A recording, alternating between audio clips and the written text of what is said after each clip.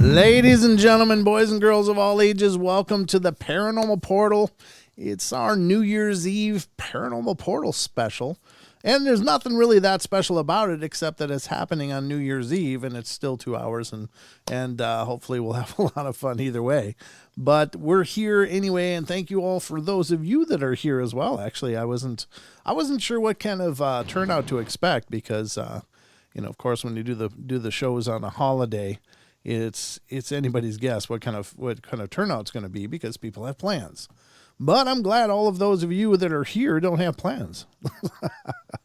Thank you, Warchild. Yeah, I got the Boston Bruins here cooking on the Jersey. Got to go pack the car. So, it's just because I'm fat and it fits. So, a lot of my fashion choices are pretty limited. But, ladies and gentlemen, this is going to be an epic fun night, and we've got a special guest host tonight to go through the New Year's Eve with me, and that is my good friend, longtime friend of the show, and just darn nice guy and fellow Minnesotan, Mr. Naysay Kevin Shores is with us. How you doing, brother? Bah, humbug. You festive bastard, you. Yes.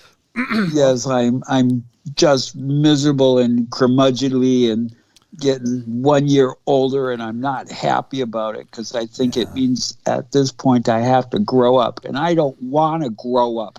Nah, there's no reason to grow up. Don't get all radical on me. It's worked for you this long, and it's worked for me this long, so I'm all for just staying young at heart. What do you think? Well, I do like the expression or the proclamation, I would rather be a child acting like an adult than an adult acting like a child. So trying to remain in that wonder of a child, then yeah, it's exciting to be alive. The alternative doesn't seem that fun, but it is exciting to be alive. Yeah, I don't know. Actually, we just did I just did a podcast episode with a gentleman by the name of Sergio Halabi, and we talked about near death experiences, and those are kind of cool because they're sneak peeks into what could be next and stuff. But it's exciting stuff. So either way, we all going to make that journey. But by God, let's make this one last as long as we can, right? Oh, absolutely. And if I have anything to do about it, we're all going to be here for a long, long time. Maybe not tonight, unless you're willing to just go on to the next year. Oh, I'm going to go on to the next year, but it'll be on the couch drinking something that I can't drink on the show. So anyway, what do you say about doing some news with me, brother? I would be humbled and honored to share these precious moments with you, and thank you for the opportunity. Absolutely, absolutely. So, ladies and gentlemen, we're going to go do the news.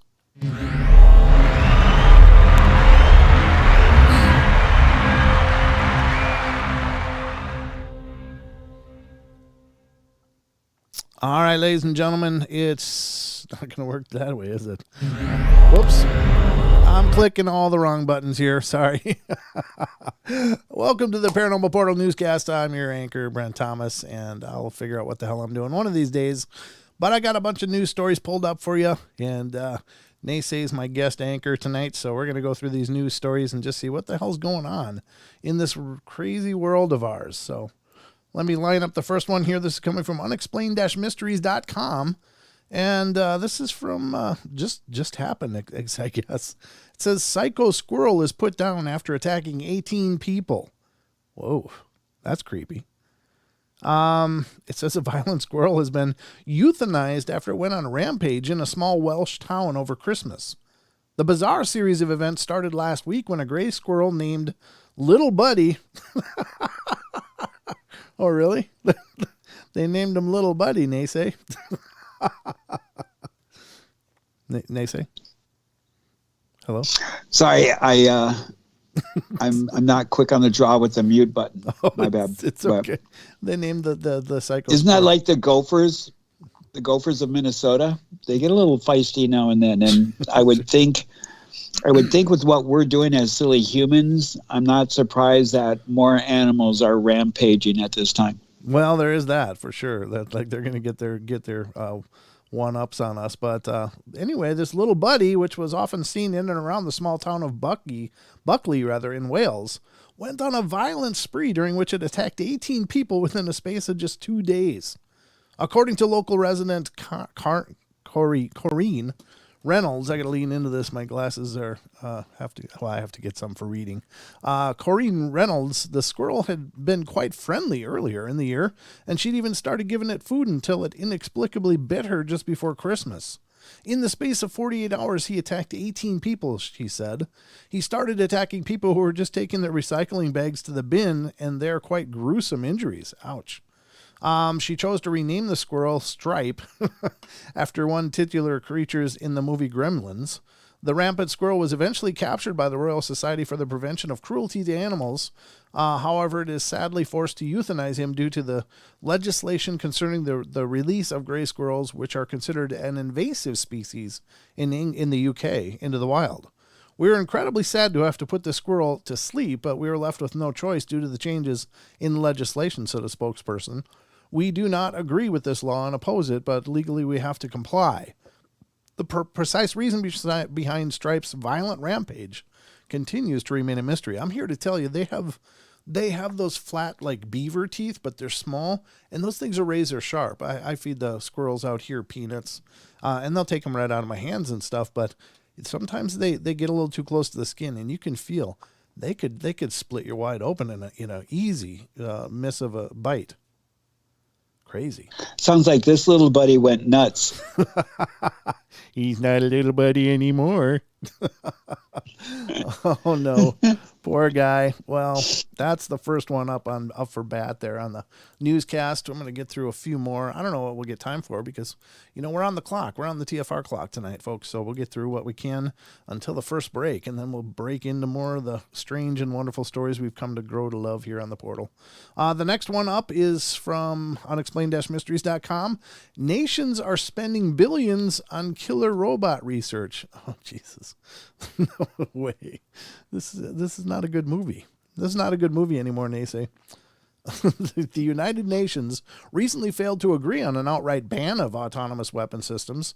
This is probably going to be a really long one, but essentially, they're going to be building killer robots now, folks. So if you want to see how that works out, just go check out The Terminator. Might be a good place to start. And then I'm sure there's other movies that have done the same thing. What do you think of that, Naysay? Killer robots. That old Gene Simmons movie, Haywire, where he created some kind of virus that made these home robots go a little crazy and nuts, and yeah, it's not a good idea. That's where I get a little fearsome about AI. Yeah, what happens when your Siri realizes it's controlling so much? When they realize how messed up we are and they figure they're going to fix it. Yeah. That's the you're going to have your bidet controlled by your smartphone. It'll turn into the animator. Thank you. I'm here all night, folks. I'm here all night. But yeah, that's way too long to read, unfortunately, but yeah, that's creepy. That's creepy stuff. It was only a matter of time, though, the way technology's going, that as soon as they got self-driving cars now, and they're not widely released yet, but they've proven it can work, that they can drive themselves and react and keep people safe. So, why not? Artificial intelligence. It's absolutely scary, though. It's absolutely terrifying. So I vote no if I get a vote. Just saying, if I get a vote. Unfortunately, these silly scientists, that love of being able to do something is just a little too much when there's not enough discernment made about, is this really going to be better in the long run? They wonder if they can, but not if they should. Yeah, that's the big one. So, Naysay, this one comes from the You Had One Job file. You had one job. And this is from unexplained-mysteries.com. Man finds whole potato in his bag of crisps. It says Richard Bootman got the shock of his life when he opened his packet of steak and onion potato chips. The 25-year-old architectural designer from Middenhall, Suffolk, had been to his local supermarket and was looking forward to tucking into a snack when he disappointedly discovered that the entire contents of the bag had been replaced by his single potato. I didn't notice the packet was any different, he recalled. It was just in a multi-pack, and I was working at the time, so I just grabbed the bag and went to open while working. When I opened it and realized it was just disbelief. We were laughing, and the whole office was the same. After posting a photograph of his discovery on social media, however, Bootman's story ended up going viral and even made headlines as far away as Russia, where it was featured on the news. The fact that it has hit off in so many places amazes me because I only posted it on Facebook to friends as I found it so unbelievable, he said. This story is an old one. It's coming from 2015. We're diving into the archives now, but an entire potato. Strangely enough, before he opened up said sack, he felt that there were 100 eyes staring at him. You get a rim shot for that one. Nice. You're earning your pay tonight. Nice job. Yeah, I don't know. This knife ain't that dull. You had one job though. All they had to do was cut it, and somebody just phoned that in and said, "No, I hate this job. I hate this job." I wonder how many potatoes went out in the packages. Was it just one error, or was it just a disgruntled employee saying, "No, I don't like working here anymore"? That to me is cooler if you split the potato open and there was like a one-way ticket to Idaho. Ooh, yeah. Well, you can come get your taters here for sure. We got all kinds of them, brother. We got all kinds. Actually, it's I think there's another state now that's like the premium capital potatoes, but everybody always thinks of Idaho for potatoes. I think those are all down south, though.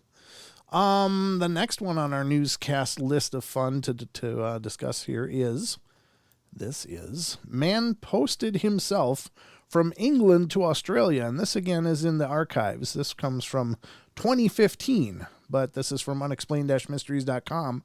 It says, during the 1960s, athlete Reg Spires came up with an ingenious way to get home after running out of money. A plane ticket from the UK to Australia can be expensive, so much so that the athlete Reg Spires, who once found himself stranded in London with no money after his wallet was stolen, decided to try traveling back to his home country using the postal service. To accomplish this, he asked his friend to build a crate that was big enough for him to comfortably sit or lie down in while bending his knees, and he equipped it with straps to steady himself while the box was being moved, and spigots he could use to open the lid from the inside. I worked in export cargo section, so I knew about cash on delivery with freight, he said. I'd seen animals come through all the time, and I thought, if they can do it, I can do it. The crate, which was addressed to a paint company to avoid arousing suspicion, was loaded onto an Air India plane bound for Perth, Australia, and before long, he was on his way home. During the trip, he endured stifling heat and almost got caught when he got out of the crate to temporarily urinate in a tin can. And eventually, however, the plane touched down in Perth, and he realized that he was home after hearing the accents of the baggage handlers outside. Making his escape through a hole in the wall, Spires put on a suit he'd taken with him and waltzed out of the airport with hitched a ride in a taxi back to his house in time for his daughter's birthday. It wasn't until his friend back in England inquired about what had happened to him that the story of his incredible journey became headline news. The airline even agreed to waive his shipping fees. Well, there you have it, Nace. Unfortunately, upon returning home, he didn't realize his wife posted a return to sender stamp on him and found himself shipped back. Yep. Well, we don't want any. I didn't order any taters. No, that's hilarious. That's pretty wild. I don't know. Maybe in the 60s they didn't fly at altitude like they do now. You know, maybe it was much lower. But, you know, because I know, like, when those planes go up, it's actually like sub-zero outside of those. When you're up at like 40,000 feet, it's incredibly cold. And I don't think they heat a lot of the cargo containers. That is how I lost my second wife, because she was a mail order bride and they forgot to put holes in the boxes. Oof. Bing. He's here all night, folks. All right. Sorry, it's like a bad dad joke night. Well, we're both dads, so it works. We're both dads. Let's get to the next one here. What do we got for time? I got to look at the clock here. Oh, we got plenty of time, they say. We're doing good. Let's see what we got here. The next one up on our Festival of Fun on the News is... this one comes from... Oh, this is weird. This one's going to be kind of visual, so I'm going to put a link to it in... Rub it in. I'll explain it to you. Don't worry. Oh, I see it. All right. I see. All right. This one is from unexplained-mysteries.com. Weasel goes for a ride on a woodpecker. An amateur photographer has captured the moment a weasel hitched a ride on the back of a woodpecker. Martin LeMay had been out for a walk with his wife, Anne, in Hornchurch County Park in London when they heard what sounded like a distressed squawking noise nearby. Upon investigating the sound, the couple came across one of the most bizarre spectacles they'd ever seen. A woodpecker flying around with a weasel clinging to its back. LeMay quickly took out his camera and snagged a photograph. I think we may have distracted the weasel, as when the woodpecker landed, it managed to escape and the weasel ran into the grass, he said. I'm so proud so many people are getting to see my image. I'm totally taken aback by the response to it. The incredible photograph of the weasel on the woodpecker's back can be viewed here. Why didn't they just put it in the article? Let's see. I'm going to put it up on screen here. There is a link, and there it is. For those of you looking on YouTube, you can... Oh, what in the hell? I don't want to register. I just want to look at the image. There's the image of a woodpecker. And it's funny. I mean, he must have been a hell of a photographer to actually get that perfectly in frame and snap that shot. But God, that's weird. You wonder if that stuff happens often, they say. Well, to get a free flying lesson or a flying ride, people are willing to weasel their way into that. Oof, you are just I got to drink something with all your dry humor. Jesus. You and Portal Mom could have a blast. My mom is she loves jokes like that. She loves that stuff. But there it is. There's the weasel getting right on a woodpecker. Just when you think you've seen it all. How big is this weasel comparatively to the woodpecker? The weasel looks like it's about the size of a small squirrel, and the woodpecker is like a crested woodpecker, so it's one of the bigger kind. Not like as big as a pileated, but it looks like it's about the size of a blackbird or something around that range. So, and they heard the squawking, so the thing obviously didn't like the weasel riding on it too much. And you got to wonder, was the weasel like, hey, I gotcha? And because, weasels eat protein too. So maybe it was snagging a woodpecker, but got shook off when they snapped the picture of it or whatever. That's crazy. Huh. Just saying. Could be true, folks, but allegedly that's real. Would you try to catch a ride on a pterodactyl? Nope. I would stay way the hell away from a pterodactyl. Personally, no. Absolutely not. I wouldn't ride any wild animal. They were considered the first hang gliders of yesteryear. Yeah, but the way you hang on them wasn't quite as pleasant. in their big beefy Wasn't there talons. a documentary where Ringo got a ride from a pterodactyl? Ringo? I'm not. Ringo was in that movie forever ago about dinosaurs. I don't know, brother. You lost me on that one. I guess I'm not up on my. Now I'm doubting myself. Pop culture, but it may be true. But you think about it. If you're hanging from a pterodactyl, it's because it's got its beefy talons probably in your rib cage. It's not the way you want to learn to fly. So just saying. Yeah. All right. Here's another Old one. McDonald's least favorite animal. Yeah, he didn't have that. Wasn't in the song, was it? He didn't have a pterodactyl. All right, from unexplained-mysteries.com comes the next one. Owl terrorizes town in the Netherlands. And this one is not too long. What's with these terrorizing animals all of a sudden? But this is from 2015. It says residents have been going out at night wearing protective headgear following a spate of owl attacks. The town of Purmerend in the Netherlands made headlines this week after it was revealed that dozens of its residents had suffered head injuries over the last month as a result of attacks by an aggressive owl that has been living in the vicinity. On Tuesday, the European eagle owl attacked 2 runners, one of which required stitches for the 5 head wounds. A home for the disabled has also been targeted by the bird, with several workers and residents being attacked after going outside after dark. During the day, there's no problem, but at night, we now only venture outside armed with umbrellas, helmets, and hats. Anything, really, to protect ourselves, said spokeswoman Lizole de Bruin. I don't know. The bird, which belongs to the largest owl species in the world, typically eats small birds and mammals, weighs up to 3 kilograms, and has a wingspan of up to 1.8 meters, so about almost, 4 feet, maybe? Across, and it's believed that the strange behavior may either be the result of it being bred in captivity or due to abnormally heightened hormone levels brought on by the beginning of the mating season. We are advising people to stay away from the owl. That's great advice. I don't think they're looking for it, though. This is the problem. Seems like the owl's finding them just fine, right? I've had owl claws, or I've held them. Yeah. I haven't owned them. Mm-hmm. And those things are rough. Oh, and so I that horrifies me, the idea, because I've seen some big owls before. To have one of those coming at you, no, thank you. Yeah. I think I'd rather have the weasel on my back, or the squirrel with no nuts.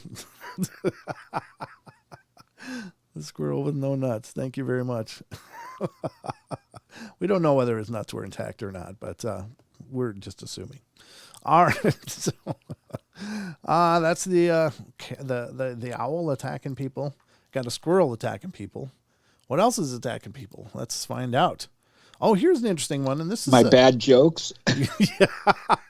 You're attacking my sense of entertainment.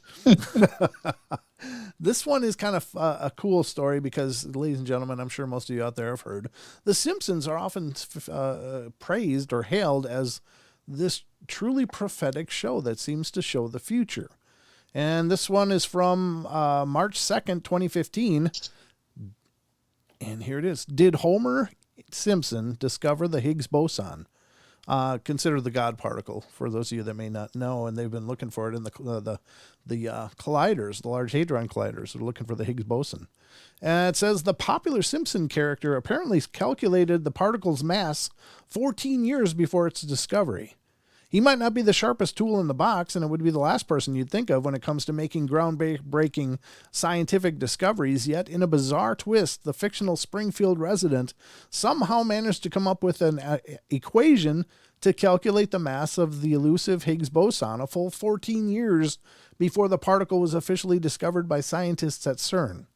The formula was featured in the 1998 episode of The Wizard of Evergreen Terrace, in which Homer writes it on a blackboard. A lot of the writers on The Simpsons are mathematicians, said Simon Singe, author of The Simpsons and Their Mathematical Secrets.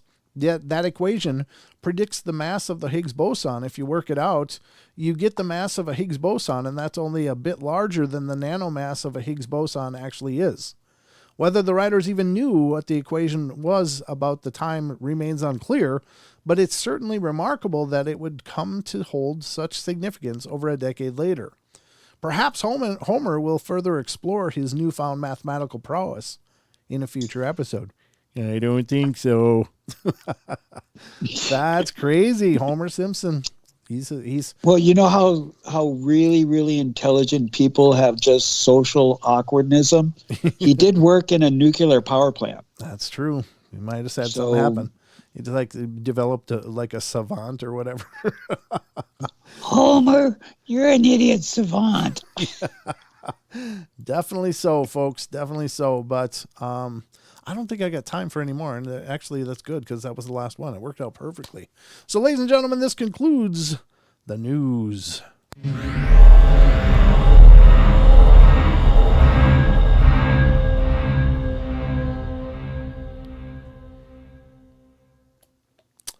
And thank you all for tuning into the news and checking it out. We're going to be heading to the first break, but tonight I just want to make sure to thank all of you out there. It's incredibly special and amazing to have so many people that come and support what you're doing and support your dream. And I have been absolutely blessed. Don and I and Sheldon have all been blessed by all of you out there who continue to come back, continue to help spread the word about the shows to everybody. And I just want to say thank you so much again this holiday season. I've really been reflecting a lot on that because I see a lot of shows out there and there's a lot of people working really hard too. And I'm not taking anything away from them, but you look at what's going on in their shows and it's nothing like what goes on here. You guys are absolutely special. So we're going to take a break and we'll be right back in just a moment. Enjoy the whipped cream over the break. Woo!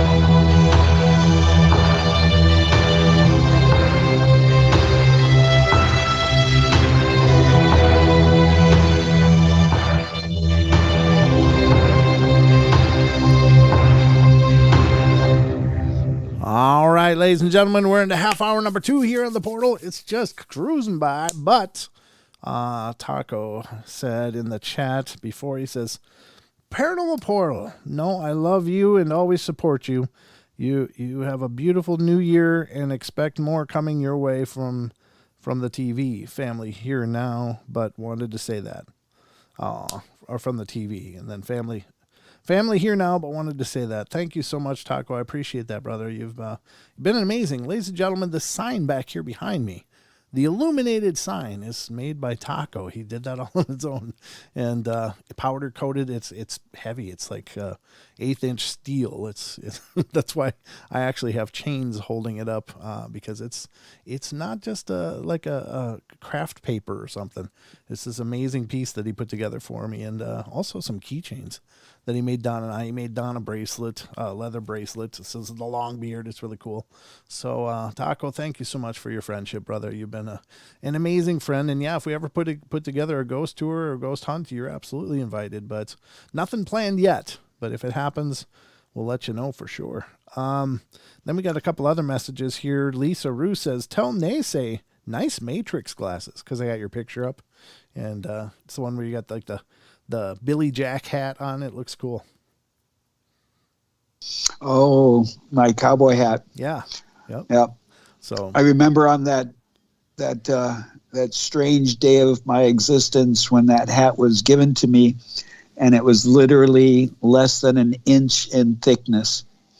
And the rescue worker that gave me the hat asked, "Is this your hat?"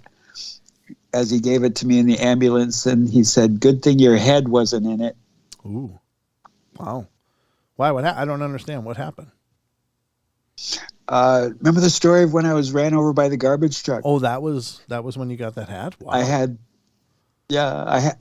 that hat since 1991. Oh, okay. Oh, that's it. Remember Minnetonka moccasins? Yeah, absolutely. Yep. Minnesota. Minnesota. But I bought that hat from Minnetonka moccasins. Oh, very cool. Very cool. And yeah. I have a hard time getting very hats. dear. I still wear it to this day. Do you? Yeah. I like a hat like that. I have a very hard time getting hats because my head's huge. I mean, I got like, my head is like narrow, but it's long. I got like the alien head, when they're looking at you, it looks normal. They turn sideways. It's this, I got like the Paracas skull here or something. My head's like elongated. It's not like well, unusual. I remember. Go ahead. I remember we were talking about how you had to get a wide angle lens for your camera there. Yeah, that was more for my girth than anything. But I'm getting better. I'm getting better on that. Cold Stairs also says, hello, Brent. Thank you so much for your efforts. You constantly provide the best and unbiased paranormal information, news, and fun. Thanks for all you do. Thank you. I mean, it's the thing about it is that you guys are what make it special. I mean, yeah, I'm glad that you enjoy what you see here, what you experience here, but it's you guys that invigorate me to do better. You guys are the ones that, you're coming back, and more people find out about the show is like constantly, urging me to give you the best show that I can, because I don't want you to get bored. I don't want you to get sick of it and go, I've seen that.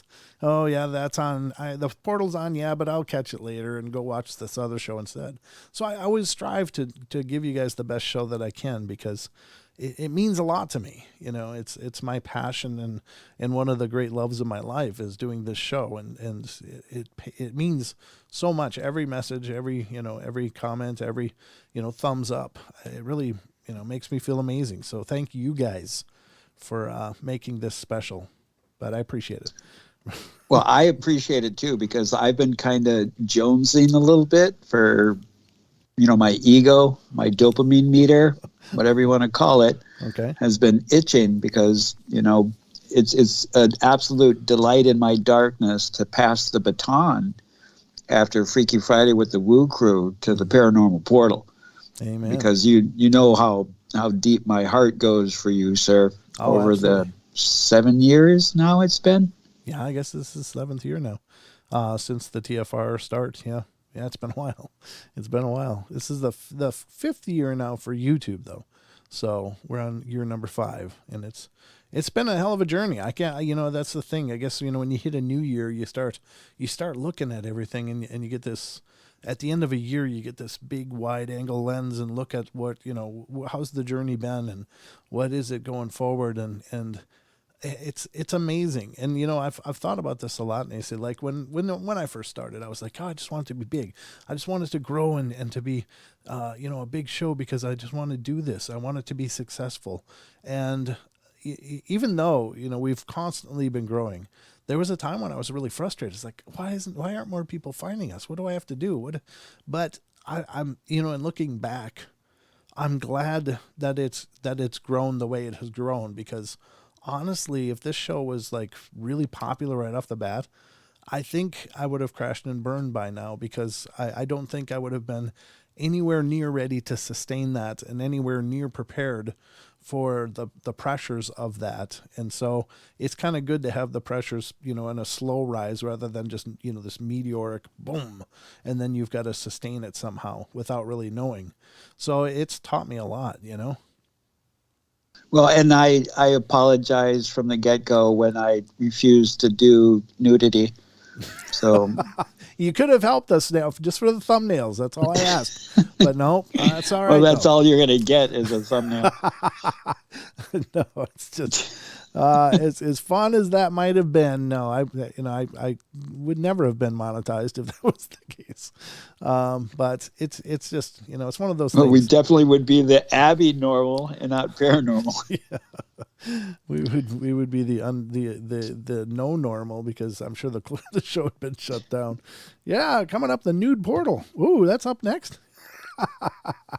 But anyway, no, I just think it's kind of cool the way that it's grown, even though, obviously it's not always easy, when the show was really, really small, just struggling just to keep doing it, because, you have to, be able to substantiate the resources that you're putting into it, because this is nothing cheap about this. It's an expensive endeavor, but, it's grown and it's become its own thing. And, again, I know it sounds like every show that you guys watch, somebody's saying, oh, you guys are the greatest. And I think maybe they mean it, but I can't tell you how much I mean it and how sincere I am when I say these things about how much I appreciate all of you out there, because you make this, you motivate me is what it is. You guys are motivating me constantly. And no, Ruthie, I don't have a squatch head. Ruthie said I have a Sasquatch head, I think that's what she said. That's hilarious. Titan says, Brent, we are blessed to be a part of it. Oh, much love and for you too, brother. Thank you. And Titan, of course, is one of the guys that came all the way across the country to hang out with Don and I when we were in Coloma doing the ghost hunt up there and stuff. That was a lot of fun. And we do have to throw something together again. I'm really going to look towards doing that this next year, folks. We're really going to get serious about putting out some outings. And if we do, it'll be invitational. You guys are welcome to come join us if you're in the neighborhood or able to be in the neighborhood. But, yeah, I mean, that was so much fun getting to hang out with you, Titan, when you were there. That was awesome. And all the others that showed up. So yeah, I don't know. There's so much I want to do. And it's all that inspiration. If the Paranormal Portal was a food truck, there'd be a line around the block. Yeah, well, yeah, that could be. I would hope so, but you never know. But I'm glad for the line that we do have. Brent, looking forward to the next adventure. Yeah, brother, when I'm able to put something together like that. No, I read it before, Ruthie, but I just finally worked it into the conversation. So it was there. I did see it. See, my chair is just deciding to lower my positioning. I'm going down. Oof. Hold on. I'm going to go to full naysay here. I know that feeling. Hold on. I gotta reinvigorate my cylinder. The cylinder's dying in this chair. I know you keep reminding me. It's like, oh, your posture. Sit up. Sit up straight. There we go. So as Brent is teasing me with his height and vertical challenge. Yeah, I'm only about 5'10", though. I'm not like huge or anything. I think I used to be taller, but I think I'm at that point in life when I'm actually shrinking. So let's Well, do. I'm only 3'11". Oh, I'm going down again. Oof. I might end up sitting on the floor, so I'll be waving at you guys, looking at the camera. It's going down. It does this every once in a while. Like it'll sit fine for like a whole day, and then all of a sudden it'll be like. I can't remember what was that. Oh, Mr. Bean in the Mr. Bean movie when he had that chair that kept going down. He's like peeking over the table. That's what I'm doing here. I'm getting a Mr. Bean chair. We're going to get into some paranormal fun here. This is an article that we've been working through for a while now, but this is from factinate.com, and it's experience my head just goes, well, you guys watch the camera as my head goes down, and then we'll have to wait till break, and I'll have to jack my chair back up. If you watch, you'll see it just suddenly I'll be a little lower. Like you can see more of the TV now above my head. Yeah. All right. This is from our Factinate, Terrified People, Creepiest Experiences. And it says number 12 is where we are. Where do babies come from? It said, I was at my best friend's 18th birthday party at her big brother's house. There were like 10 of us there, and the party started at around 11 at night. And at 3 in the morning, one of my friends asked to go to sleep because he started to feel tired. Well, he went upstairs to an empty bedroom, but came back right back downstairs. It says came back right back downstairs. Okay. He said he couldn't sleep in that room because there was already a baby sleeping in the bed, and we were all confused because no one of us had kids, and neither did my friend's brother. So we decided to check, and in fact, there was a baby. We all tried to wake the baby up by touching him, but he didn't stir. And we were all afraid, but we decided to let him sleep. 30 minutes later, the baby suddenly started crying. Altogether, we went to the bedroom and tried to calm him. We fed him, and he fell asleep again. We went back to the living room and started cleaning the house at around 5 in the morning when a friend screamed, "Where's the baby?" And sure enough, the baby had disappeared, just as if it had appeared. And that was by Waraba Slim, Waraba Slim. So what did they feed it? If it's like, when you think of a baby, I'm thinking of like an infant. It's like, was somebody there just conveniently lactating, or what did that work? I don't understand. Or was it like Teeth Baby where it could eat solids and they could do that? It sounds like a bizarre story, right, Nacy? Do you remember in the National Enquirer, Bat Boy? Yeah. I remember Bad Boy. I remember seeing that, yeah, in the grocery aisles. Right, and they had pictures of supposedly this Bat Boy as a baby. Okay, yeah. That's what I kind of start thinking about when you imagine having to nurse that thing. But it's weird. It's like, okay, so this baby appeared, and it was sleeping. They couldn't figure out where it was, and nobody thought, well, this is kind of a really big thing, and we should probably find out. They just went, well, it's sleeping, so let's go party some more and let it sleep. And then as they're cleaning the house, the baby woke up, and they fed it. It went back to sleep or whatever, and then suddenly the baby's gone. Well, I don't know. This isn't like incidental. This is not like a small thing, right? If you found a baby suddenly in your house, wouldn't you be like, I'm calling the cops. This is way out of control. There's a baby in my house. Wouldn't you? Well, I don't think the Queen calls anybody. The Queen? I don't know. You lost me. The Queen of England. Oh yeah, probably not. No, but sorry, bad God. joke. Babies disappearing all the time. There. Okay. All right. Hold on. Womp womp. All right. But I mean, wouldn't you though? If you had a baby suddenly appear, wouldn't you be like, "What the hell? This is really a big thing. The party's over until we got this figured out." Not like, well, it's sleeping. We'll just let it be. To me, it definitely would. It definitely would make me ponder the inebriation. Yeah. The New Year's Eve party that's going on at that time. Yeah, I think so. I don't know. That's just I don't want to say that it's an impossible story. It didn't happen, but there's so many holes in this story that I can't get my head around. Well, that doesn't make any sense. I mean, because any normal person would be like, there's a baby that shouldn't be here. It's here. I'd be thinking of, am I going to get in trouble? Am I going to get accused for something? Is what the hell's going on? Is this a setup? I wouldn't just be like, well, it's sleeping, folks. Let's get back to the card game, or whatever. No, I don't know. I'm having trouble with that one, folks. So I just got to call them like I see them. You're what? To come up with an explanation. Okay. I see some young mother wanting to go to the party with her child, and she's like, I'll just put the baby on the bed with all the coats and everything, and nobody will notice. Yeah. And she left, and all of a sudden was like, oh my God, I forgot my baby. Oh, Jesus. Yeah. And I had to go back and get the baby, and I don't know. But I agree. You'd think think somebody would be like, please, can somebody claim the baby in the code room? Yeah. They said there was like 10 of us there, so it's like there's a real quick survey. Is this anybody's baby? No. Okay. Oops. Something's wrong. Anyway, I don't know. It's probably not a real story just because that one just doesn't make sense. It doesn't stand up to any kind of scrutiny.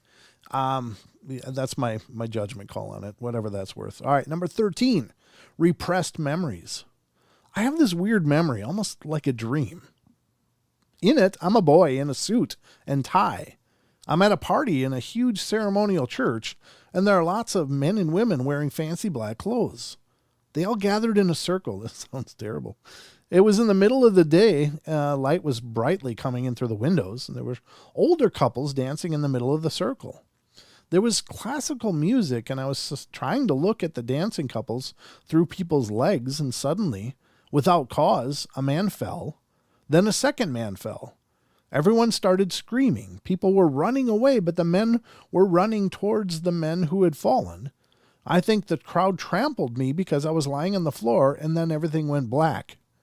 I'm really creeped out because I know that memory isn't mine.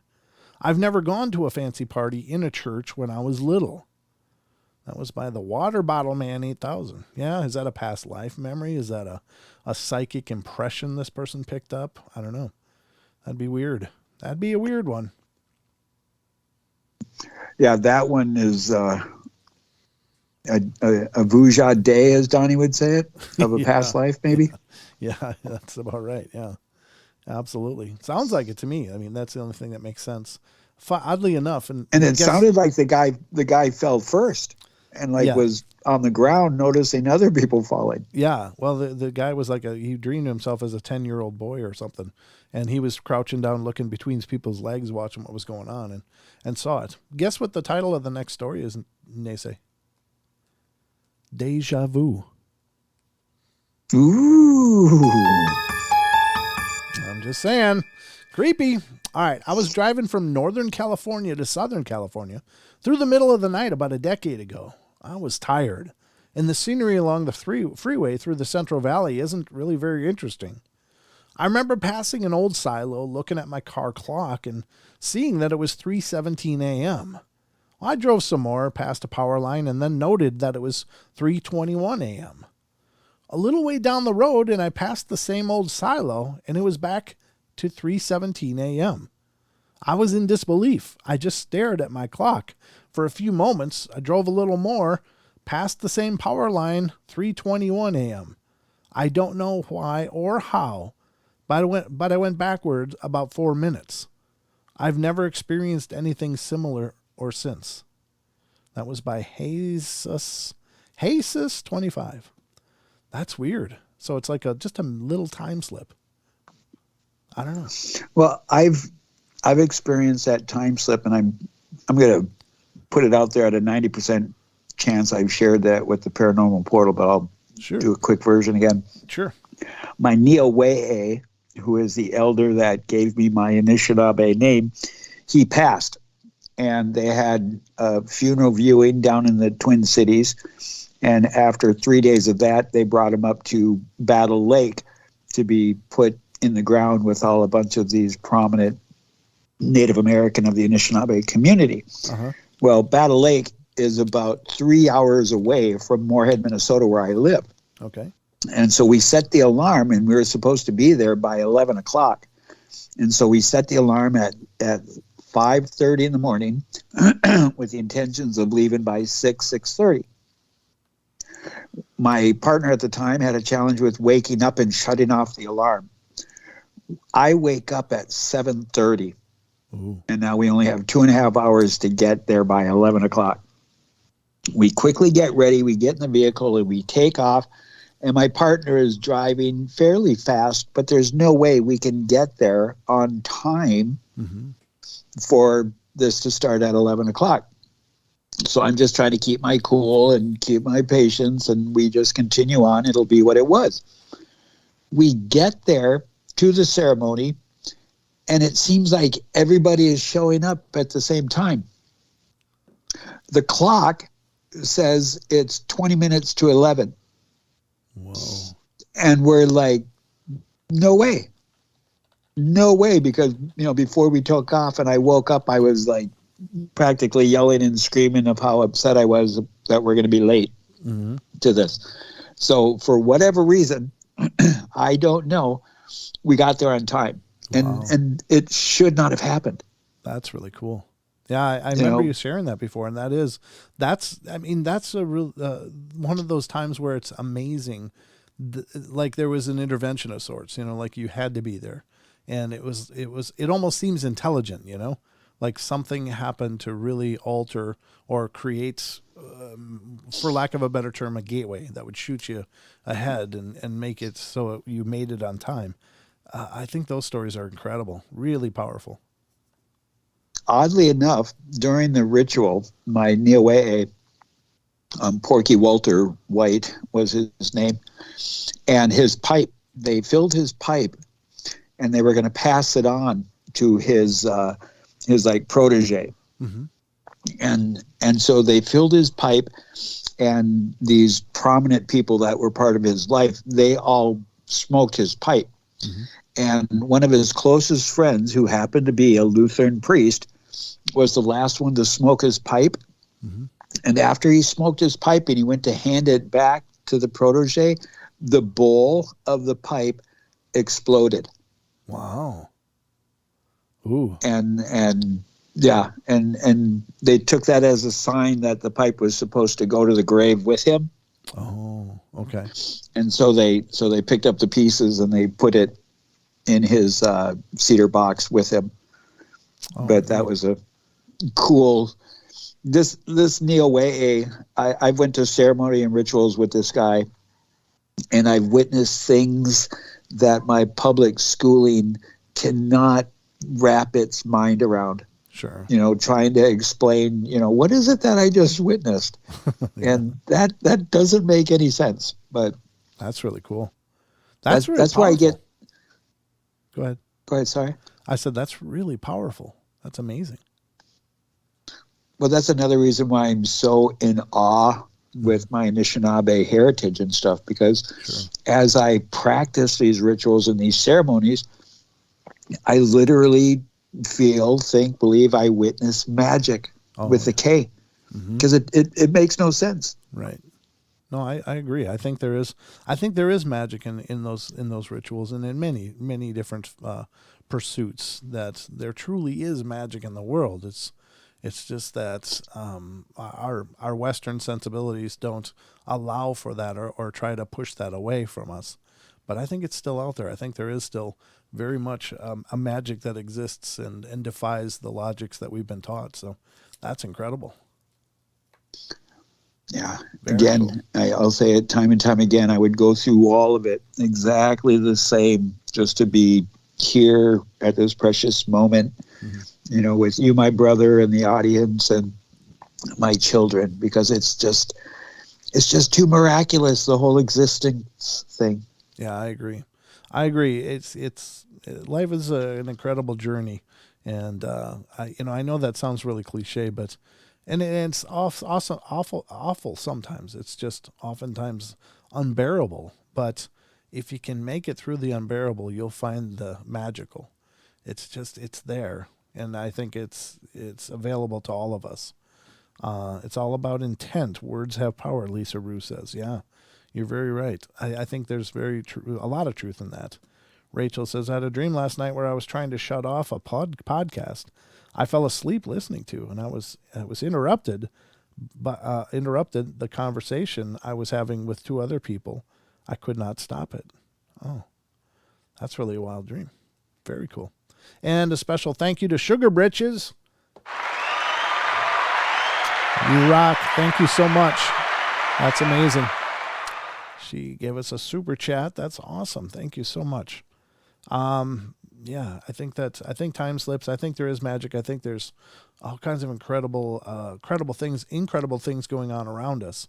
It's just we got to remember how to open our eyes to it, open our hearts to it, and open our minds to it. And that's what the portal's all about, at least is the minds.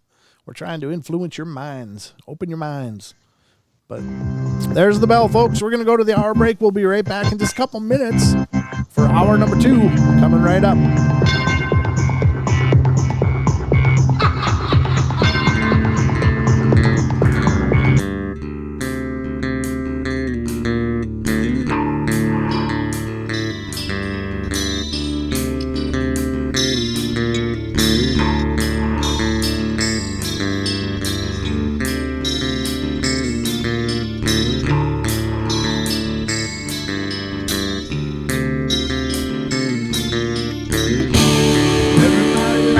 Play their games.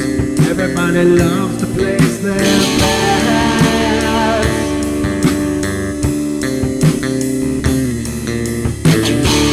They don't understand the price I paid. They don't care to comprehend.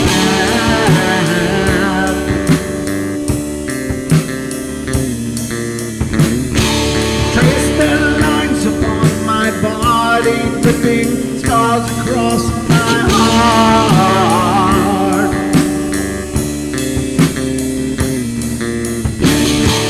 Raging anger pours inside me as their lies keep falling apart.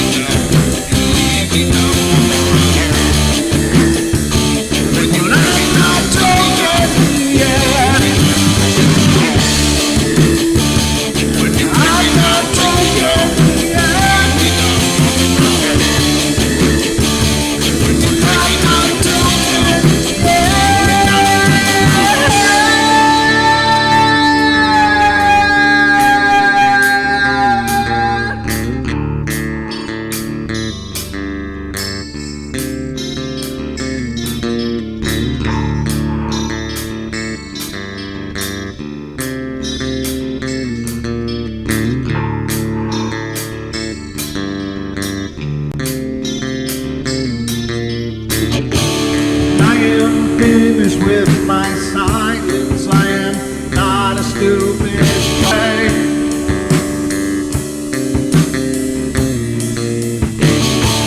No more breaking me with kindness, just you dance upon my joy.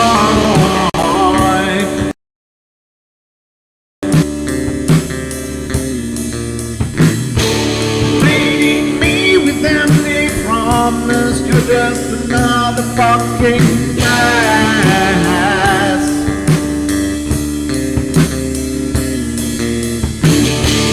Taking off the slice of my sanity, just make sure that you're well fed.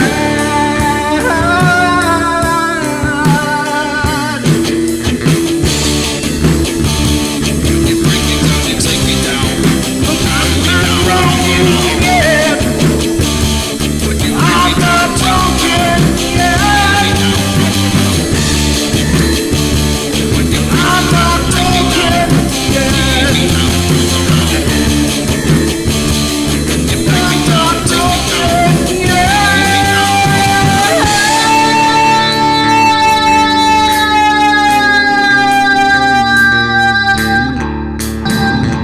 They make you in a perpetual dream state, a nightmare from which they cannot wake.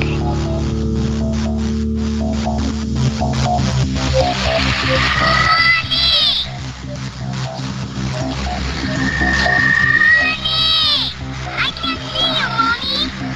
Where are you? I've never sensed anything like it.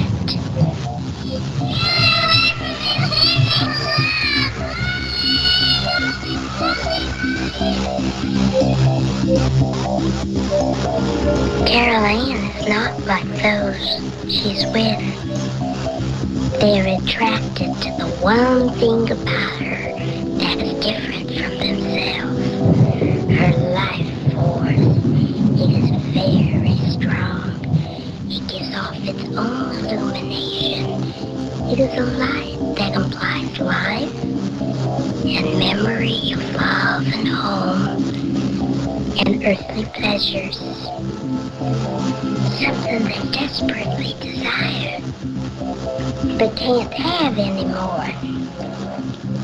Right now, she's the closest thing to that. Poltergeists are usually associated with an individual. Hauntings seem to be connected with an area. A house, usually. Poltergeist disturbances of fairly short duration, perhaps a couple of months. Hauntings can go on for years.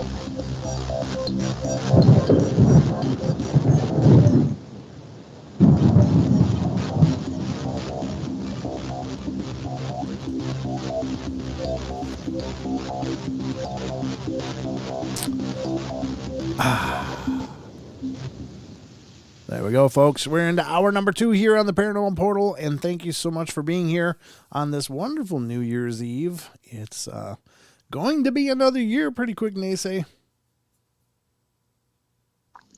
Well, I'm definitely glad that this very odd year is about over. Yeah. Yeah. So you have all kinds of hope for 2022. It's going to be a great year, right? Well, as an Anishinaabe, our new year is actually established with the spring equinox. Okay. And that's how we kind of count our existence, by how many winters we survived. Oh, okay. However, as the calendar date Gregorian world works, I am also going to utilize this as a marker in the cycle of the year around the sun, where I'm going to be a little more stringent about my American diet, because I have been very naughty, and I'm surprised I didn't get a lump of coal in my stocking with the way that I've been eating over the last 3 weeks. That's all right. Yeah, you're allowed to give in every once in a while. I think that's healthy. Oh, actually. don't enable me. No, I think it's healthy though. I think that, it seems like if you're too strict, your body will plateau and get stuck or locked in, and sometimes you got to go off of a system in order to reinvigorate the body or reset the body and then go back on, and you'll see results again. So just consider it a resetting period, Naysay. It's fine. You're fine. No, I'll be flogging myself later with a cat of nine tails.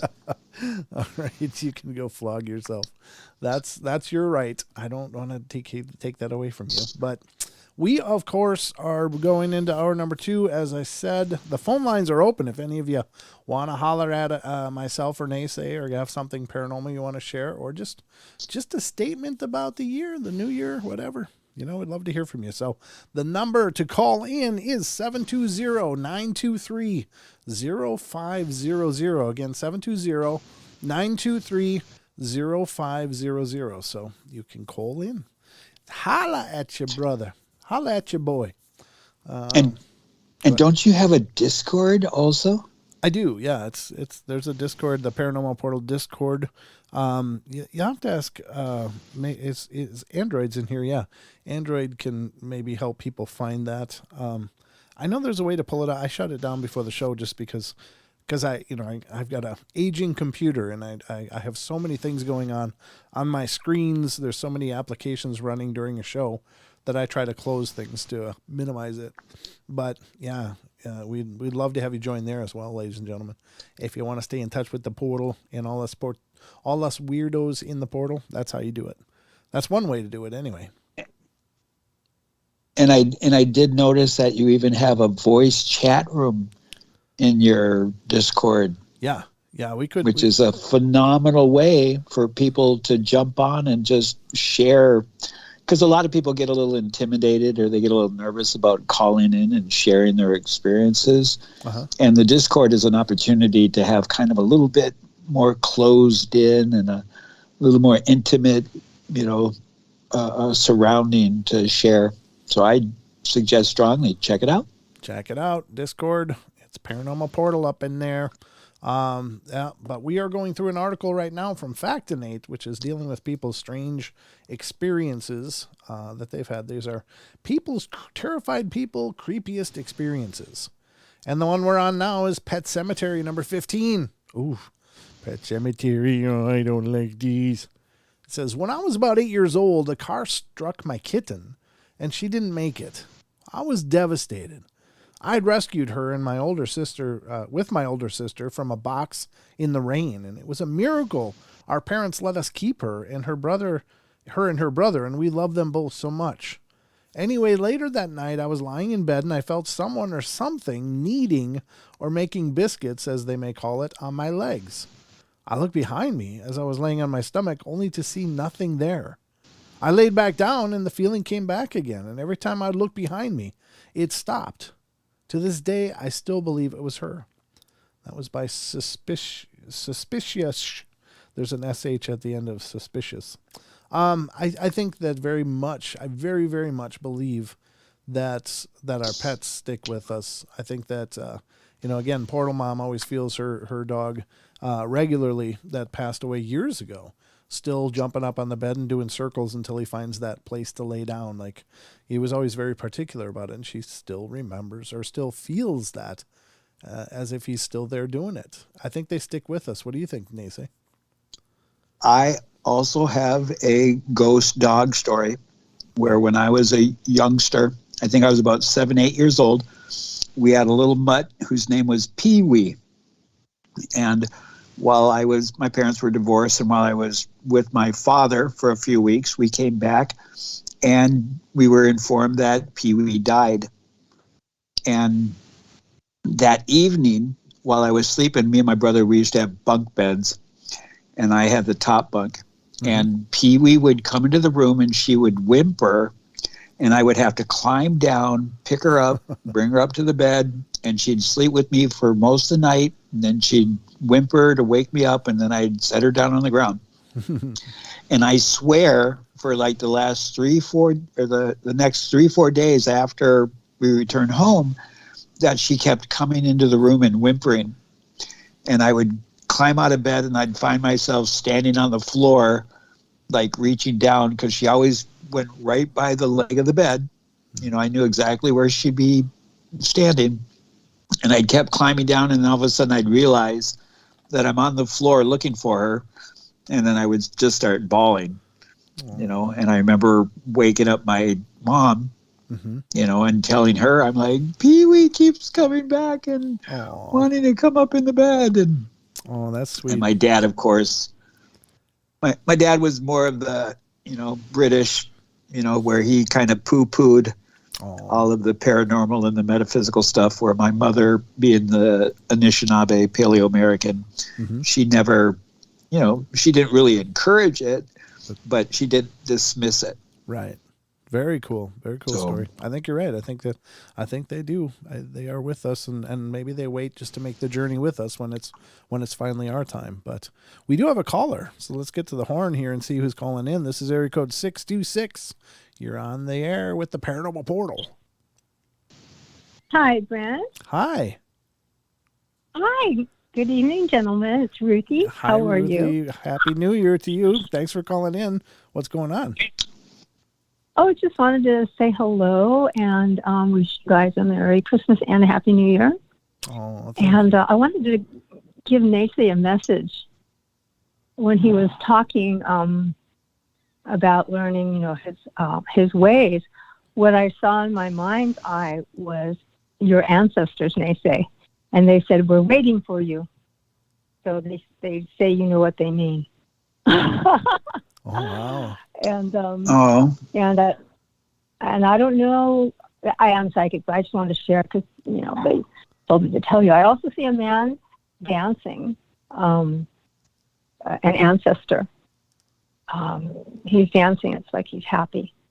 and he's in front of the living quarters of your ancestors, in front of a fire. So I can see it.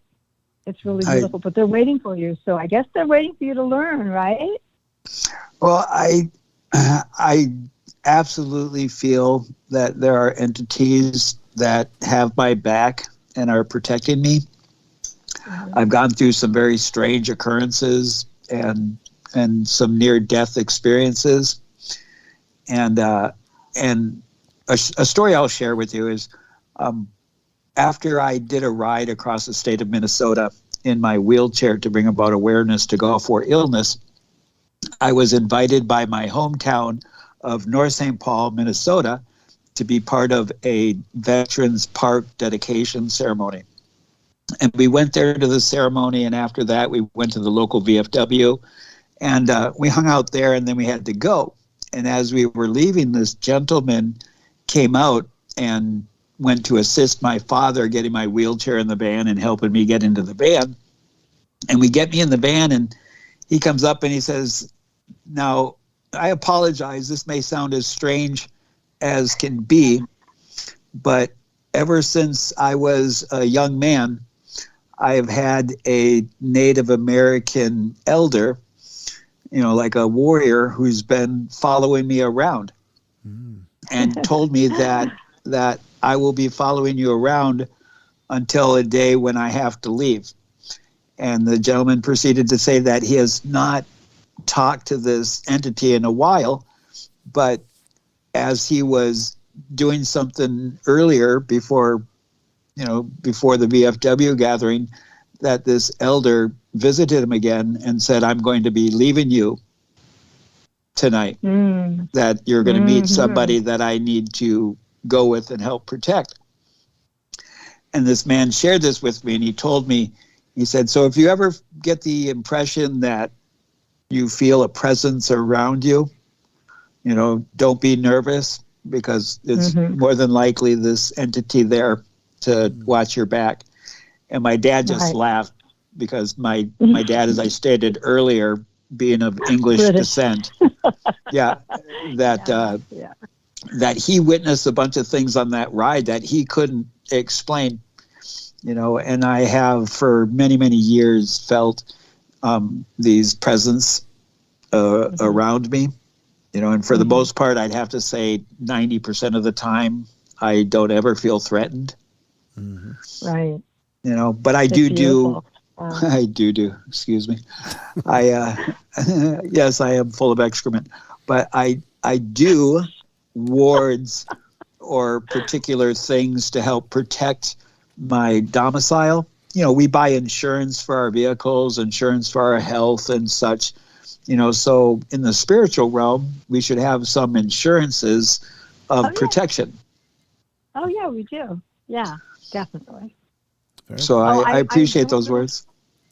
Oh yeah, I also was going to tell you I'm Native. I'm Apache, Aztec, Navajo, and some Spaniard. But my mom was very gifted, and just this month, in fact, just this week, I'll share with you, my abilities have just sprouted open. So when I saw your ancestors or heard them talking, I got to tell Mace, it was so weird. It was like this push. It's like, dial a phone. So there you go. Oh, that's very cool. Well, you can reach out to Brent if you wish at any time, and Brent knows how to get a hold of me. So I'd love to hear more, because I think it's very important that we take the opportunity to listen to other people's experiences, because you just might hear something that'll help you through your existence. Exactly. Always. So as we say in our language, chi miigwich, a pe gish mino bima dziwe wiyan. Beautiful. Beautiful. Well, it's wonderful to hear from you, Ruthie. Thank you so much for calling in and for sharing that. I think that's amazing. Oh, love you. Yeah, I love you. I love Dawn. I love Nick. It's so good to hear your voice and start the year with you guys, Thank you. Yeah. Ruthie. And feel free to call in anytime. We love hearing from you. And by the power of the Almighty, by the power of the almighty pinky toe, may you find giggles abundantly next year. Yes, you little Hayoka. I will. All right. Okay, good night, you guys. All right. Good night, Ruth. Toodles. Good night. Oh, that's very cool. It's good to hear from you guys. I like it when you call in. We like to hear from you. That's awesome. Very, very cool. Absolutely. Absolutely. And the good part is that I actually noticed that someone was on the phone line, because sometimes I get into like this tunnel vision and I just get involved in a certain flow, and then I'll look over. It's like, oh, someone's on hold. And, oh, they've only been there for 25 minutes. Wow. So I'm glad I saw that within just a couple minutes of her calling in. So that's good. I'm doing best. Maybe that's my New Year's resolution, is to be more aware of my phone lines. Because I do hear people say, hey, I tried to call. Couldn't get through. Nobody answered. So, oops. It happens. I can't confirm or deny that may have happened to me once or twice. Yes. Well, I will say sometimes when you called in many times, and it was always wonderful. But there was a period of time there that you'd call in with like 3 minutes left of the show. It's like, Nancy, I can't talk to you now. Well, yeah, I was going to bring that up too, because usually I wait until the last segment before I call in. Yeah, and then it was like the last seconds of the show. It's like, oh, there's a call. Oh, really? You can't do that now? So, well, I'll never get upset with you, my brother. You know that. Well, thank you. I appreciate that. All right, you've given me enough stage for lasting a lifetime. No, it's always great. It's good to have your input, and I've appreciated what you've brought to the show so many times. If you're not acting as a host with me, then you've been a guest many times as well, and it's been great. So, thank you for what you brought to the table. Oh, can we get sappy? Group hug, bring it in. All right, number 16 we're on right now. Put your hand in mine. You know how on cold days you can breathe on the window outside of your car and draw on the glass? Well, yeah, I got in the car one morning, and as I looked at the windshield, I saw a few small baby hands. I thought it was strange that someone would let a baby play on a car's windshield. I went to touch the prints out of curiosity, and as I touched them, I wiped them away. And that's when I realized the handprints were on the inside of my locked car. This is probably the strangest and creepiest unexplained phenomena that's ever happened to me. I don't have kids. That was by Scooty Puff. That's a little weird. That's a little weird. I know with like one time we saw that on the news. I came across this story of these small, like infant-sized handprint or footprints, and people found them on their car, and they were like, we believe this, was indication of a small little person or something. But as a kid in high school, or not even like elementary school, we'd be riding on the bus in sub-zero weather in Minnesota. And of course you get this glaze of ice on all the windows. And so you're sitting there on I lived in the rural part of the district. So I had a long bus ride. So you just start doodling on the windows and stuff because you're just sitting there dorking around waiting for the bus trip to end. But you could take your hand and as in a fist, put it up against a frosty window and create like the foot imprint. The baby foot. Yeah. Yes. And then you take your finger afterwards and melt little toes on it. And they had pictures in this article, and I'm like, no, that's not actual feet. That's somebody's hands. They're dorking around. But, I don't know. I don't know why I brought that up, but it's just the handprints, I guess, that made it come to mind. But the next one is number 17. A picture is worth a million screams. Ooh, that's creepy. My friend and his... back to the nudity thing again. Well, this isn't about my naked pictures, so that'd be terrifying. But this is my best friend and his mom were moving out of their house when he went to take one last selfie in his room. When he showed the picture to his mom, she asked, well, who's that? Upon further inspection, he noticed there was a white face, almost like a mask looking over his shoulder from the attic hatch above his room. He'd always heard things from the attic, but never saw anything. A few weeks later, we went on a wrestling trip and stayed in a hotel, and he showed the picture to everyone in our room, and then some spooky things started happening. We began hearing knocks on our door when nobody was there. We saw flashes or glimpses of a figure in the mirror in our room, and everyone was pretty freaked out about it. We thought it could be the demon from the picture, and my friend who took it became so paranoid that he played Bible verses to ward off any demons at night. He said ever since he took that picture, he's had weird things happen to him. That's by Xander20021. I gotta wonder, this is kind of a curiosity, and maybe there's something to it, maybe not, but can negative, well, I'm kind of answering my own question in my head, but I'm just going to put it out there anyway. Is it possible that a picture can contain a spirit, and that spirit can go wherever that picture is being shown? What do you think of that? Radionics. Is that radionics? Okay. Radionics, where they talk about, my ancestors or the Native Americans, you would hear how they didn't like their photos taken because they felt that it would capture their spirits. Well, come to find out that your body will resonate at a certain frequency, and your picture surprisingly resonates at the same frequency. Really? Yeah. And so if you think of that, the visual spectrum that we see at is a frequency. So Sure. that whole orchestra of you is that frequency of vibration. Interesting. So it would make sense in like a holographic universe that your composition would also resonate at that frequency, and so would your images. And I don't know if you've heard of hoodoo. Sure. Which is a combination of voodoo and Catholicism or Christianity.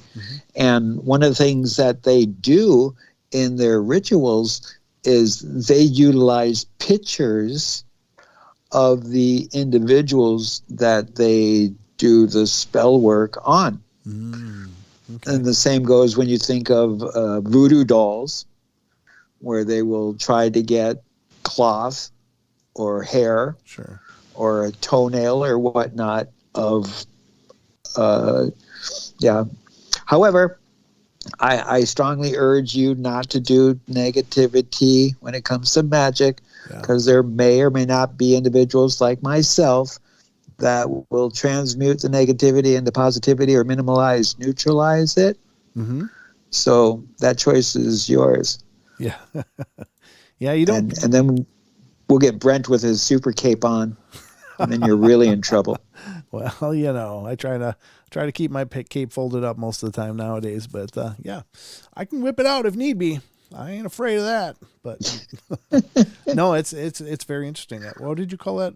What was the picture thing? Radionics. Radionics. I'm gonna have to look that up. That's I think it's a term I heard years and years and years ago, but never really checked out. Radionics. RAD. Yeah, the conspiracy of it was back in the late 90s that you would be flagged by talking about it, because this is like Nikola Tesla and William Reif and Robert Beck. These people that are using electromagnetic frequency for healing, because in simple form. Okay. If you think of a singer that can hit a note and shatter a crystal glass. Sure. Well, you notice before they do this, they'll go up to the glass and they'll flick it with their fingers so they can hear the frequency of the glass. And so then they will mimic the pitch.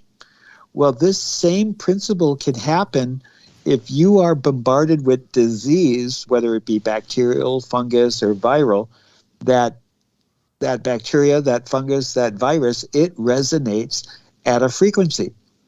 And so they can take an electromagnetic wave and bombard you with the frequency that will shatter that bacteria, that fungus, that virus, and your immune system will just flush it out of the body. However, there is no profit in the cure, and a patient cured is a customer lost. Oh, yeah. And I don't think any of us have the finances to have such treatments done. Oh, dear. Well, that's pretty amazing. It doesn't surprise me, I guess. Unfortunately, I think medicine's a business, just like everything else. Business loves return customers.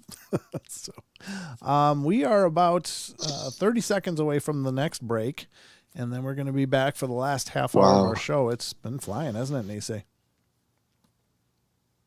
Well, the cliche, time flies when you're having fun, and you are such a delight in my darkness. I can't imagine it being anything but fun. Well, I appreciate that, brother. But it's good company. It's a trademark of a good conversation, right? That when you have a great talk going, there is no time. It's just a blur. But so, ladies and gentlemen, don't go away. We'll be right back in just a couple minutes once again for the last segment of our show tonight, and don't miss it because I will be taking attendance. You never know. I'll do roll call, or when we get back, I'll do shout outs too. So let me know if you want a shout out. Don't go away.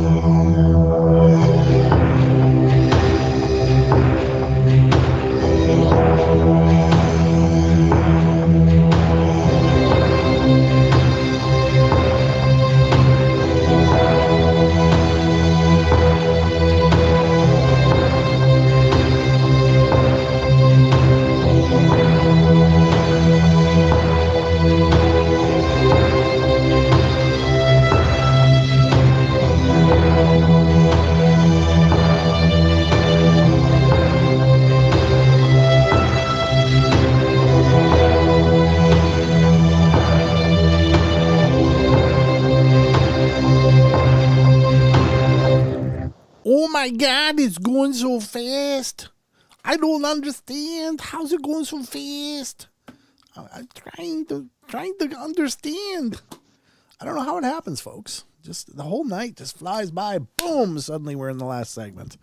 And that's where we are now.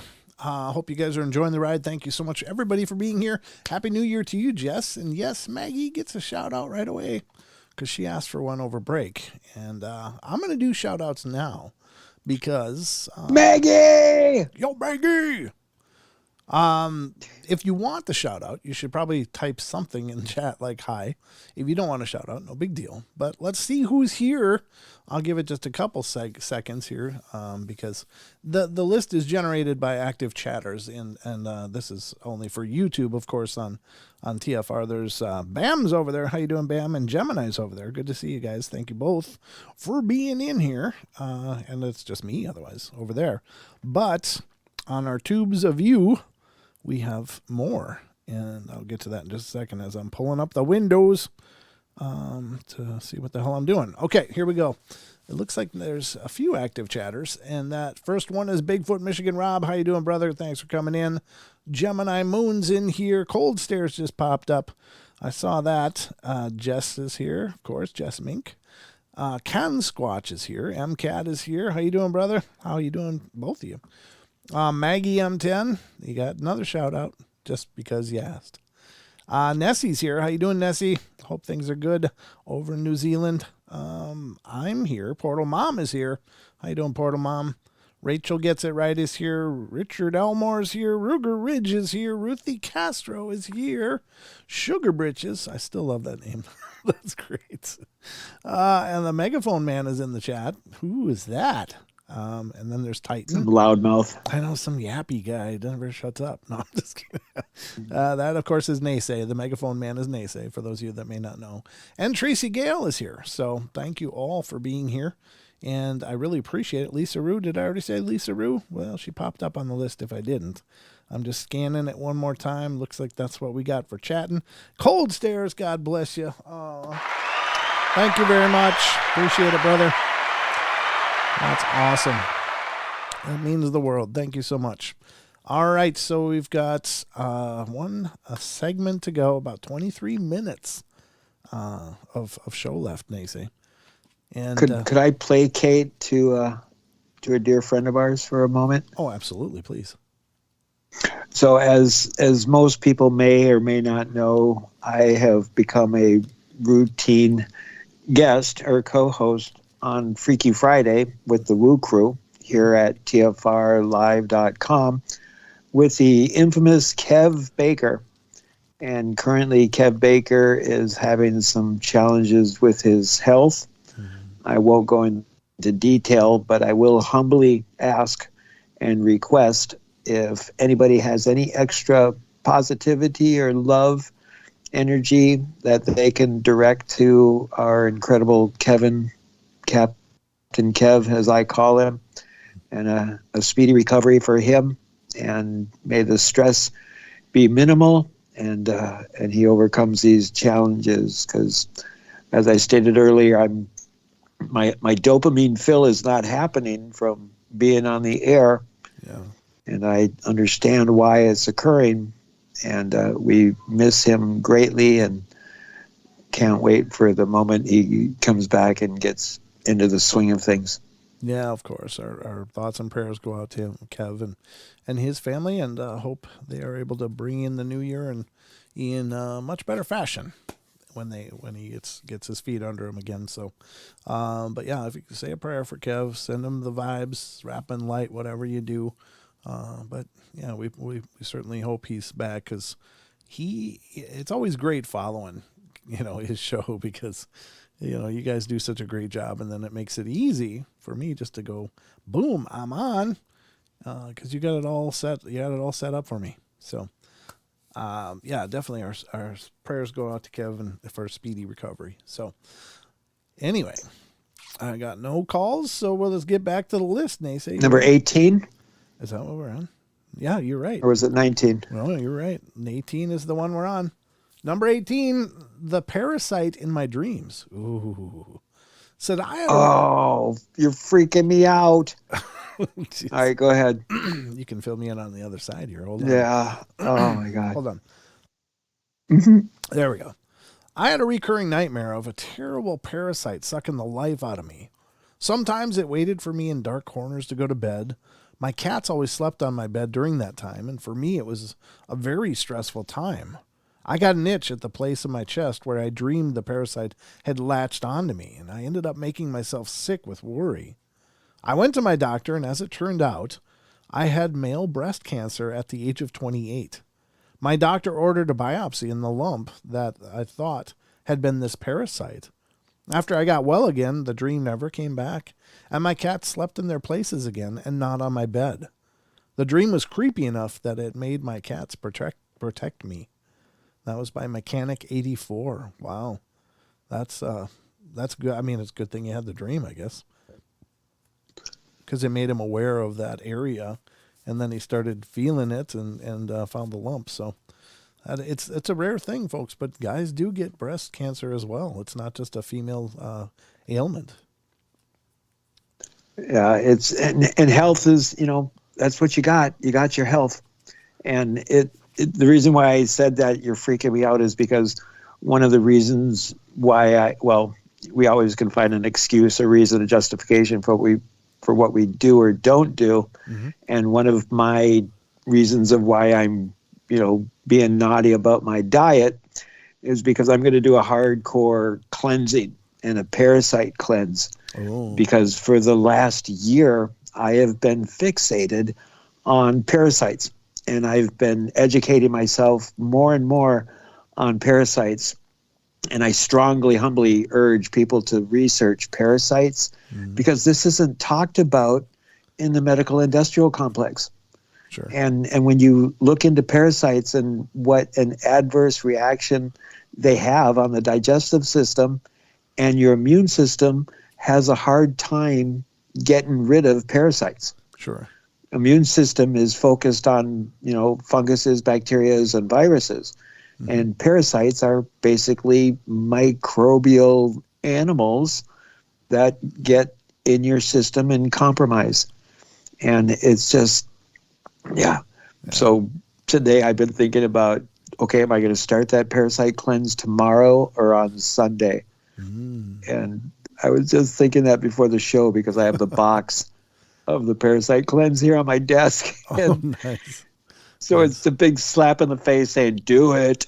I think that's like there's candida that can build up in your stomach, and that's nasty. Yeah. So I remember that show. There was a show that was on, I don't know if it's the Learning Channel or Animal Planet or something, but there was a show that would talk of things like that where people would go abroad and have these vacations, then come home and the weird things would start happening with their health, and they weren't sure what was going on, and then they'd go to the doctor many times trying to chase down what's wrong, why aren't they feeling well, and then they'll start to see like looking in the mirror and they see like a worm go over their iris or whatever, and it's like and so then they go in and they get these treatments, these anti-parasitic treatments. It's like, oh my God, they talk about the things that come out of them, and oh, it's just.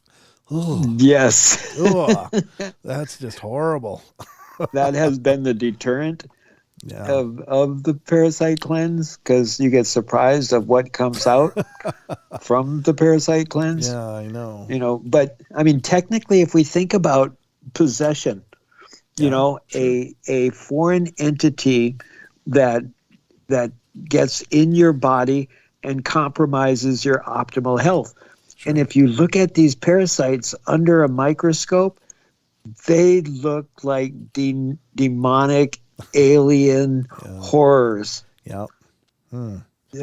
So maybe that's something that they were talking about, because if the parasite level is too high, it will literally start affecting the way that you think, because some of these parasites, when they're in your digestive system and they excrete their waste has particulates in it that make you crave the food that these parasites thrive on. Yeah, like sugars sugars are a big one. There was somebody had a huge tapeworm. I was just reading about that one like last week I don't remember. Oh, just horribly disgusting things. And then I think that came out of his nose or something, and it was like burrowing into his brain. Ugh. Yeah, I don't like that thought much. But oddly enough, apparently for several different kind of parasites, especially like tapeworms, you want to get rid of them. You can go get the medical stuff, or you can just get really drunk. Apparently, the alcohol causes them to be ejected from the body because it makes them lose their grip. So that's what I heard. That is true. Yeah. And that is the first. I mean, when you look in the history of now we're getting into health benefits of the woo or the paranormal. Mm-hmm. But if you look at the history of alcohol, fermented fruit was utilized throughout history. And the fermentation of plants are very beneficial to the body. However, once it ferments to a certain point, it turns into alcohol, which is now toxic or a poison. Sure. And as it continues to ferment more and becomes more alcohol, then it's even more of a poison. And back in the day, it used to be an indecent thing to be publicly intoxicated. Right. It was okay to go to your little buildings and ceremonies of debauchery and stuff. To be out in public intoxicated, that was considered a no-no. For sure. Lisa Rue in the chat said, she said, well, at least Nace won't have to see what comes out. So there's that. I mean, that's one of those little small blessings, I guess, right? Oh, absolutely. Small blessings, I hope. And we'll see. Special thank you to Maggie. Thank you very much. It's very sweet. Yeah, you guys are so crazy. She said, thanks for all the laughs in 2021, Brent and everyone in the community. Here's to many more in 2022. Absolutely. Thank you so much, Maggie. Oh, Maggie. That's sweet.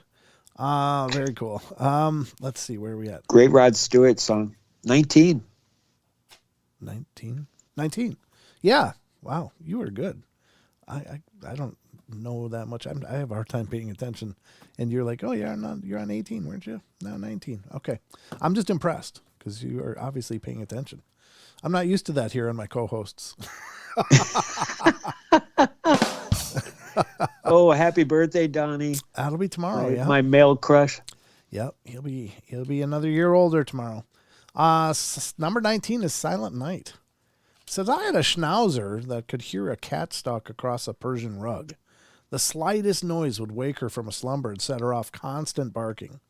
She made a great tent companion while on solo backpacking trips, and one morning we woke from a night without interruptions in the back country of southwest Colorado, and I found my tent's central line had been replaced. The aluminum stake that I had used was gone, and instead there was a piece of aspen branch that had been carved into what looked like a tiki statue. Someone or something had carved a snarling face with teeth into a branch and had heated it in a fire to give it a brown color. My dog, with the most sensitive ears, hadn't made a sound all night. I scrambled out of the tent and looked around the small alpine lake and saw no other campers nor any sign that people had been around. I cut my trip short and hiked the 8 miles back to my car. I wonder if they kept that stake. That would be kind of cool. Good choice of leaving, though. Yeah, well, probably, but that's, it's not like it was destructive in any way, but, maybe that was, I know you see a snarling face and you think, oh, this is terrible. Like the masks that are behind me on the wall. I mean, to the Western sensibilities, like, oh, those are creepy. Why would you want those in your wall? But most often those kind of visages were used to ward off evil. It wasn't to curse somebody or to cause them problem. It was to ward off evil. And so I mean, my God, it just seems like this person, if this is indeed a true story, had been given something almost supernatural. And it would be a shame if they hadn't kept it. It doesn't sound like they probably did. It sounds like they just got the hell out of Dodge and called it a day. But what a cool story. Huh. Well, I mean, the other aspect you could think about it is, what if this entity of the forest, did look at it as one of those wards off of negativity. Right. And they did it they did it in the vein of protecting this individual in the tent. That's what I was thinking. Yeah, because if the dog didn't bark, that would be the first indication that, look, something happened. I can't explain it, but it must not have been evil, because animals, I think, trigger off of that stuff really quick. It could be just that whatever was out there terrified that person so much, or terrified the dog so much because it could sense it. But so I guess it's a hot or cold, yes or no kind of thing. Because like when with things like Sasquatch, when they come around, the fiercest guard dogs whimper and hide under beds. Like, they don't want anything to do with it. They're very extraordinarily intimidated by these creatures. They don't raise the ruckus that they normally would. There's so many stories of like people with big Rottweilers that are, aggressive and very protective, suddenly being gone, and they look around and find them tucked under a bed shivering. And it's like, wow, what kind of intensity is that? And so it could be that the dog was extraordinarily scared and didn't dare make a sound. But it also could be that it was a very peaceful and protective presence, and the dog knew that there was no danger. So it's one of those things. Oh, like Zowie last time me and Scooby went camping. He was just too nervous. Yeah. All right. That's the best Scooby-Doo I can do. Thank you, Titan.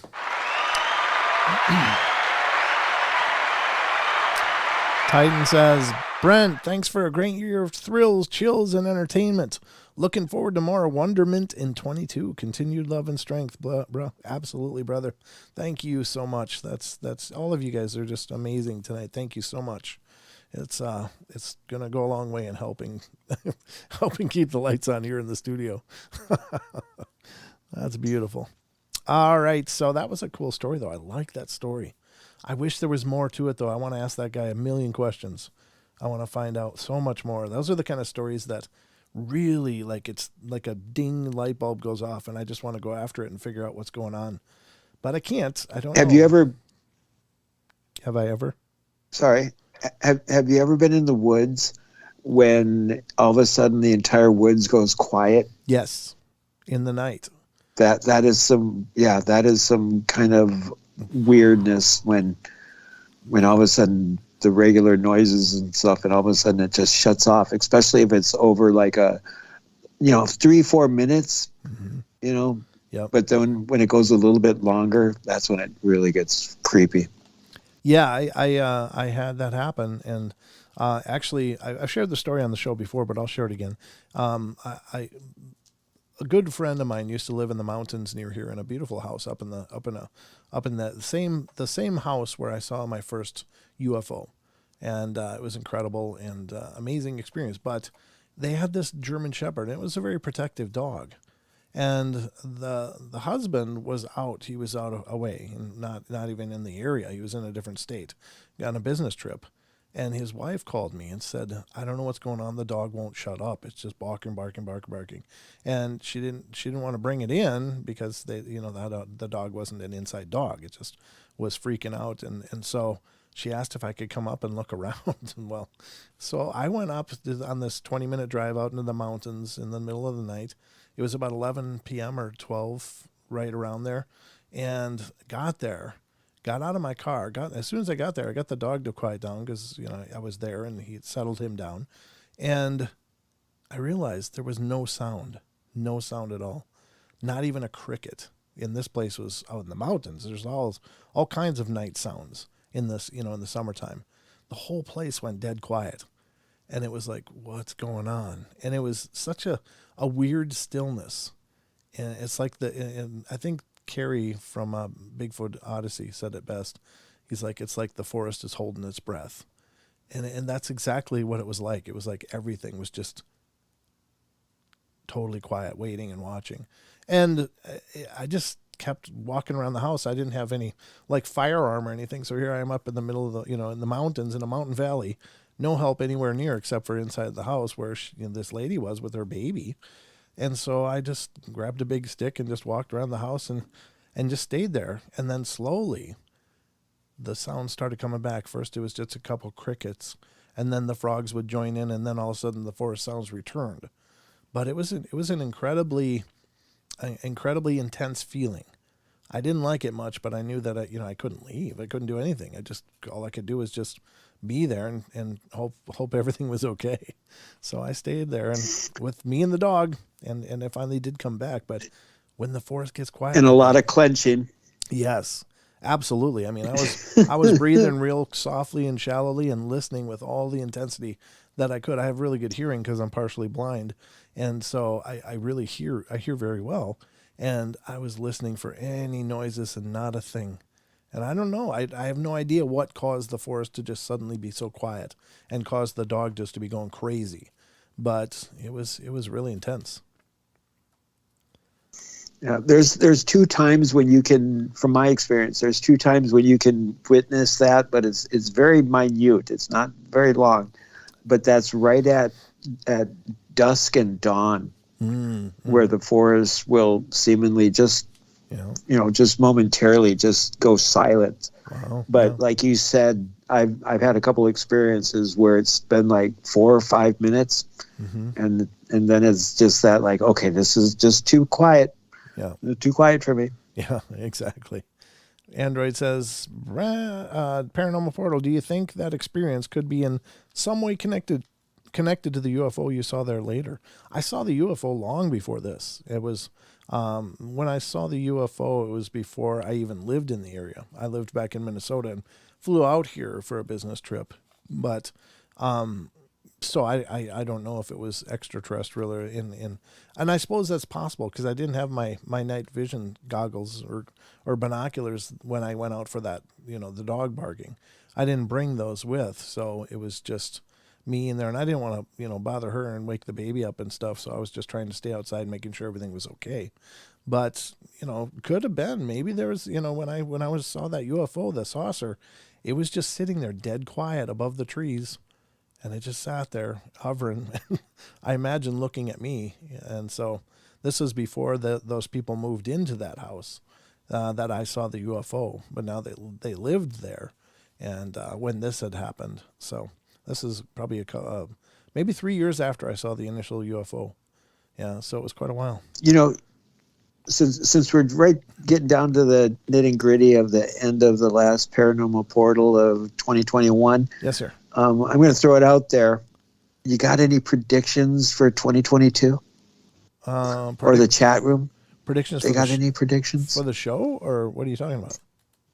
What kind of predictions? What predictions for anything? Oh. Anything you think is going to happen in 2022 in the paranormal or metaphysical realm?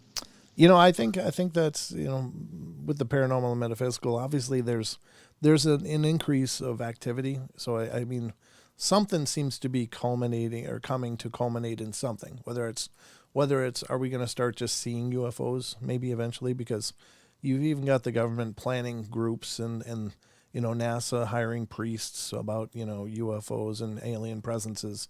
So they're obviously bracing for something. And so I guess I predict that maybe UFOs are just going to become a fact of life, that we'll see them. Maybe we may not know a lot more next year, or it may be in years to come, but they obviously are bracing for something. All this activity and acknowledgement and letting the Tic Tac Craft videos be released. I mean, none of that was accidental. I'm pretty sure it was all kind of a soft disclosure. So I think the future is going to hold more to do with the UFO. Spiritual activity seems to be increasing, as does cryptid activity. So I'm not sure what we're moving towards, but we're moving towards something. That's my predictions. Yeah, I'm going to have to agree with you, and I'll even go further. I believe by next summer solstice in the Northern Hemisphere, around the second week of June, that there will be a greater reveal of the extraterrestrial existence, and possibly the existence that they've been here for a while. Yeah. Yep. Whether that be in the hollow earth or the underground caverns or in the deep oceans, sure, or in Antarctica. Sure. Or just right next to us out of phase so that we can't see them. I think that there's so many things that are gonna come to light eventually in this life or the next. I don't know, but yeah, I think some of the craziness will maybe abate in 22, because I just think things have been pushed to the point that, there's only so much you can bend before things just have to break. But I hope whatever that break is a very peaceful and smooth and a kind transition, not a brutal transition to whatever comes next. But all I can do is hope. My pucker factor was pretty high, Lisa thinks. And Rachel gets it right, says, I predict the large collider will discover Whoville. Maybe so. Where's Horton? Maybe so. Yep, where's Horton? Isn't the Whoville from the Grinch? Anyway, Horton. That's the show, folks. Thanks for coming, Naysay. It's been awesome. Toodles. Love you all. Happy New Year. There'll be a show. Next show will be Wednesday again. I'm taking New Year's Day off. Love you all. Be good, be kind, be nice. Take care of each other. Help each other out. Find the magic in every day. And remember to laugh as much as you can.